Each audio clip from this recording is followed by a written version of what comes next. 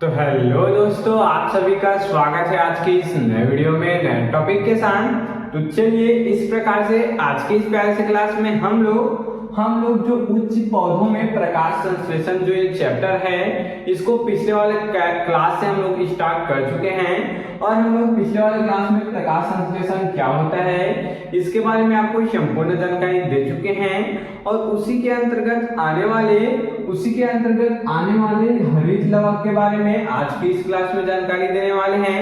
आज हम लोग जानेंगे कि हरित लवक क्या होता है तथा इसका आकार क्या होता है तथा इसके कार्य क्या क्या होते हैं, इसके बारे में आपको संपूर्ण जानकारी देने वाले हैं। तो चलिए बिना किसी समय गंवाए जो टॉपिक है इसको जल्दी से समझने का प्रयास करते हैं। तो ध्यान देंगे, उच्च पौधों में प्रकाश संश्लेषण ये जो चैप्टर है इसमें आज हम लोग क्या पढ़ रहे हैं, हरित लवक। तो हरित लवक क्या होता है, तो हरित लवक हरे रंग के लवक होते हैं। देख सकते हैं इसके नाम से ही प्रसिद्ध है हरित लवक। हरित लवक को क्लोरोप्लास्ट के नाम से भी जाना जाता है, इंग्लिश में इसको क्लोरोप्लास्ट कहते हैं और हिंदी में इसको हरित लवक कहते हैं, अर्थात हरे रंग का लवक ये क्या होता है इतना क्लियर। आगे पढ़ेंगे, इनमें हरे रंग का पर्णहरिम या फिर क्लोरोफिल होता है। देख सकते हैं क्लोरोप्लास्ट के अंतर्गत क्लोरोफिल पाया जाता है, अर्थात उसके अंदर क्लोरोफिल पाया जाता है। इनके कारण पौधे के कुछ भाग हरे रंग के दिखाई देते हैं। पौधे के जितने भी हरे भाग है वो ही क्लोरोप्लास्ट के कारण ही हमको हरित लवक के कारण ही हमको दिखाई देते हैं। जैसे कि जो पत्ती है और जो हरे रंग के तने होते हैं, कोमल कोमल तने हैं, उन सब में क्या पाया जाता है, हरित लवक पाया जाता है। जो कच्चे फल होते हैं उनके भी परत में हरित लवक पाया जाता है, इतना बात क्लियर। अर्थात जो पालक है उसके जितने भी हरे भाग हैं वहां पर क्लोरोप्लास्ट पाया जाएगा। आगे पढ़ेंगे, क्लोरोप्लास्ट के द्वारा ही प्रकाश संश्लेषण की क्रिया होती है। देख सकते हैं जो प्रकाश संश्लेषण की क्रिया है वो क्लोरोप्लास्ट के द्वारा ही होती है, उसी को बोला गया क्लोरोप्लास्ट के द्वारा ही प्रकाश संश्लेषण की क्रिया होती है। अगर आपको ये जो प्रकाश संश्लेषण की क्रिया है इसके बारे में जानकारी नहीं है तो इसी वाले चैप्टर का पिछला वाला वीडियो देख लीजिए, आपको पूरा क्लियर होगा।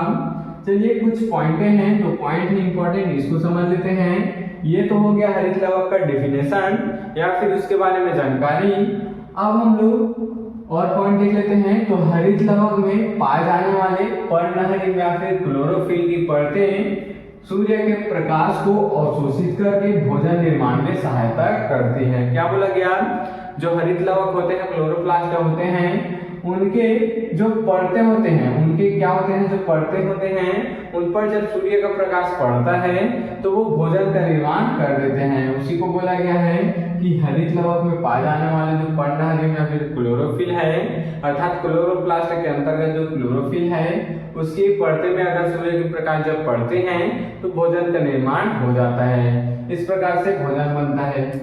आगे पढ़ेंगे, प्रकाश संश्लेषण में प्रकाशिक अभिक्रिया हरित लवक के ग्रेनम में होता है। देख सकते हैं अब प्रकाश संश्लेषण क्लोरोप्लास्ट में तो होता है, अब क्लोरोप्लास्ट के अंतर्गत किसमें होता है, क्लोरोफिल में होता है। अब क्लोरोफिल में एग्जैक्ट कहाँ होता है, तो ग्रेनम नामक ये क्या होती है, जगह होती है, वहां पर होता है, इतना क्लियर। इसको आप याद रखिएगा, आपको कभी भी पूछ लिया जाएगा कि जो प्रकाश संश्लेषण की अभिक्रिया है वह हरित लवक में कहाँ पर होती है, तो वो लिखेंगे क्लोरोफिल के अंतर्गत या फिर पर्णहरिम के अंतर्गत ग्रेनम नामक स्थान पर होता है, इतना बात क्लियर है। चलिए आशा करता हूँ आपको जो हरित लवक है वो तो क्लियर हो गया होगा। अब हम लोग इसके आकार को देख लेते हैं कि इसका जो आकार है किस प्रकार से होता है। तो हरित लवक चपटे, गोल, अंडाकार, प्यालेनुमा, फीते के समान, सर्पिल व पट्टीनुमा आदि आकार के होते हैं।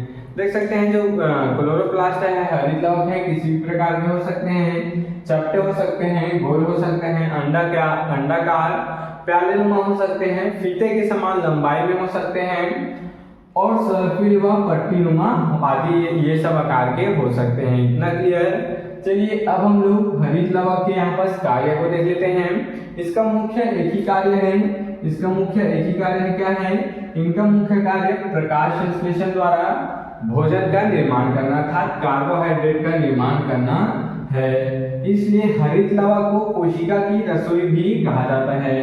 देख सकते हैं जो हरित लवक है इसी को कोशिका का रसोई घर भी कहा जाता है, क्योंकि रसोई में क्या बनता है, खाना बनता है। उसी प्रकार से ये जो हरित लवक है उसका रसोई कौन सा है, उसका रसोई होता है ये हरित लवक, अर्थात जो पादप के जो कोशिका का रसोई है वो कौन होता है, हरित लवक होता है। इस कारण इसको क्या बोला जाता है, रसोई भी बोला जाता है। आपके कभी कभी एग्जाम में पूछ दिया जाएगा कि पादप में रसोई घर किसे कहा जाता है, तो हरित लवक को कहा जाता है। या इतना क्लियर। तो चलिए इस प्रकार से आज की इस प्यारे से क्लास में हम लोग हरित लवक एवं उसके आकार और कार्य को समझ चुके हैं। तो आप इसके स्क्रीनशॉट यहाँ पर ले सकते हैं।